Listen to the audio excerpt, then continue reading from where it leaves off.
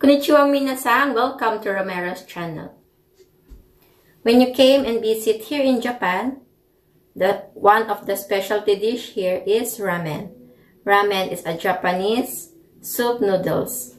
That's why for today, we're going to make tonkotsu ramen or pork bone broth. Tonkotsu ramen consists of extremely fatty pork belly, pork broth rather, fresh noodles, soap yolk eggs, and tender pork belly that melts in your mouth. Let's get started! This is the ingredients for making chashu for our tonkotsu ramen. Pork belly. You just need to remove the rind or the skin part. Sugar. Green onions.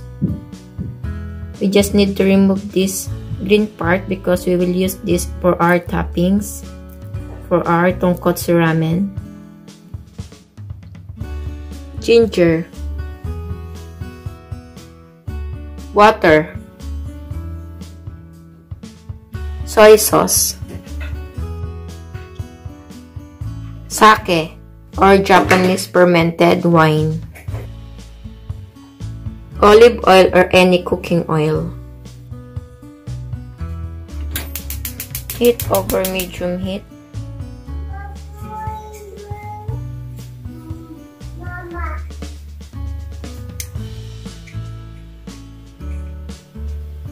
Pour the cooking oil.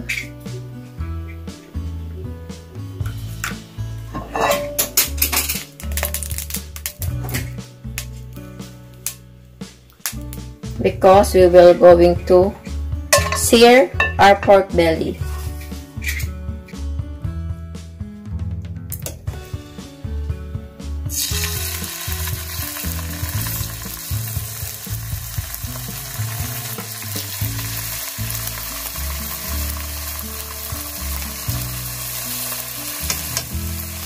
We're going to sear our pork belly.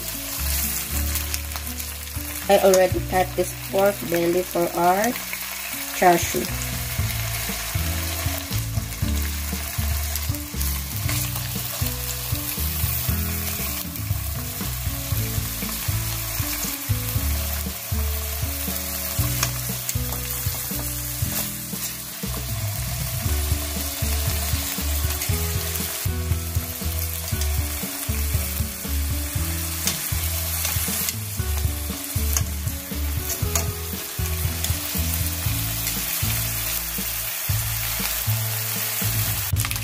While searing, put all the ingredients.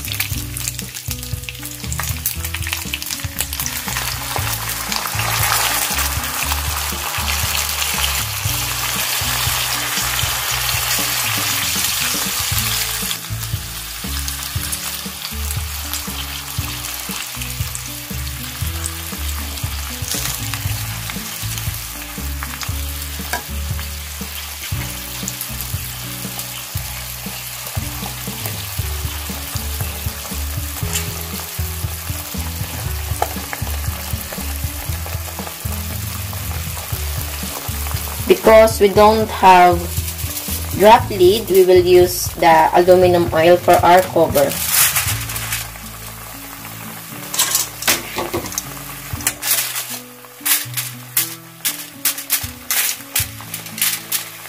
We will just check it after 15 minutes. A few moments later.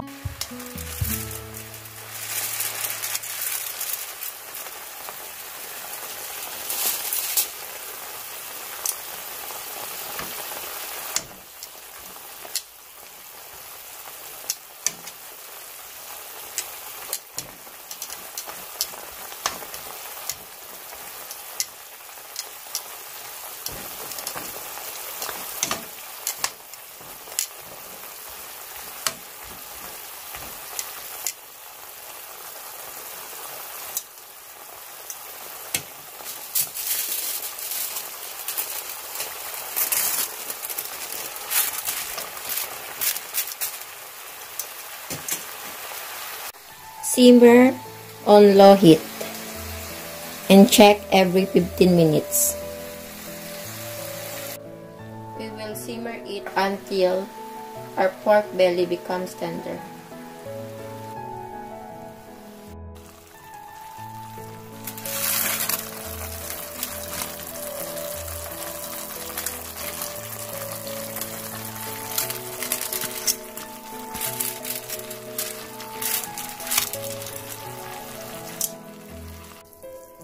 We're just searing the chashu slices to enhance its flavor.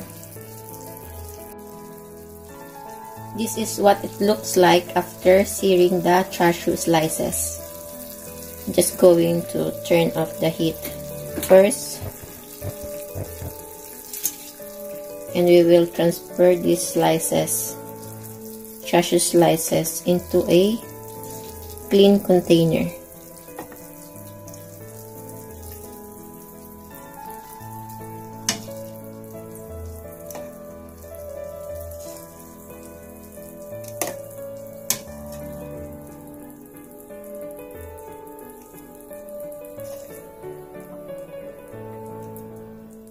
It's so mouth-watering,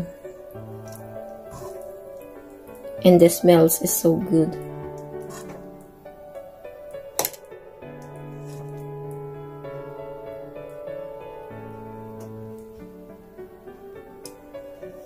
Look at that chashu for our tonkotsu ramen. You can use the remaining chashu for your fried rice. You can store the chashu in the refrigerator for 7 days or 1 month in the freezer, but I will use it right away for our tonkotsu ramen.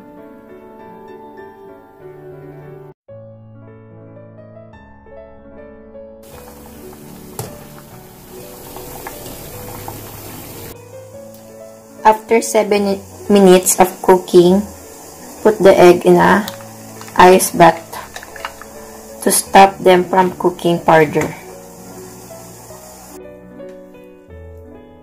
After 7 minutes, put the egg in a ice bath to stop them from cooking further.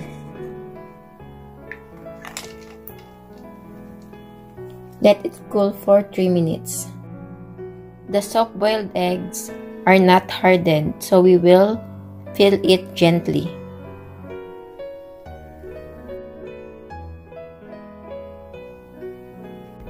This is our ingredients in making soy marinated ramen eggs. 2 soft-boiled eggs, 6 tablespoons of water, 2 tablespoons of mirin, 2 tablespoons of soy sauce. We will mix all the ingredients.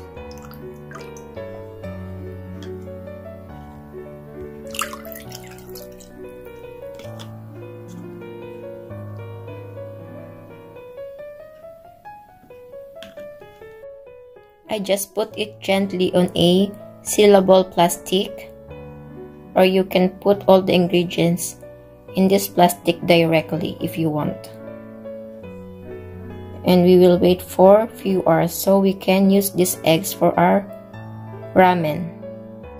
This is what it looks like while soaking our soft-boiled eggs in a soy sauce mixture. This is the ingredients in making tonkotsu ramen or pork bone broth. Fresh noodles, our braised pork belly or chashu, soft-boiled eggs, our pork bone broth for our tonkotsu ramen. It takes a whole day or at least a half day to make.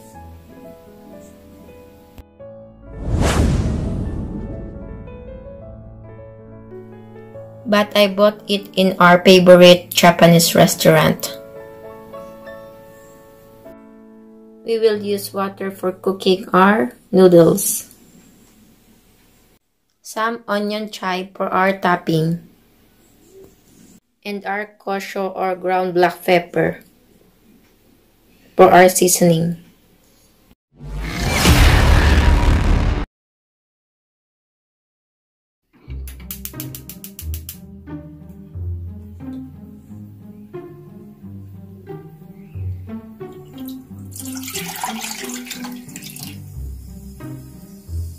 We will let it boil before putting our fresh noodles.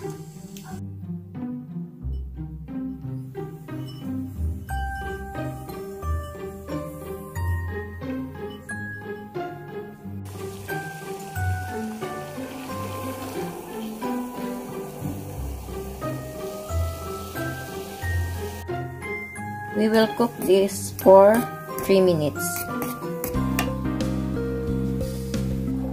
I just put our pork bone broth and cook it for 1 minute.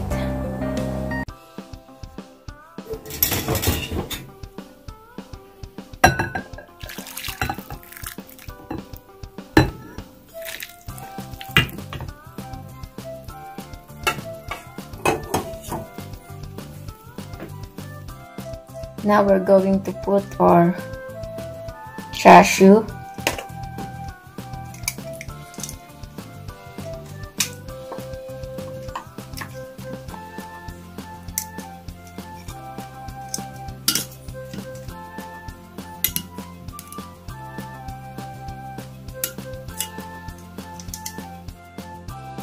our soft-boiled eggs,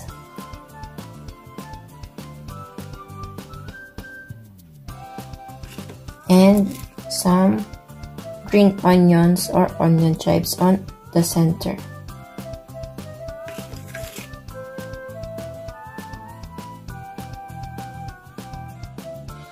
This is our tonkotsu ramen. I already put the ground black pepper.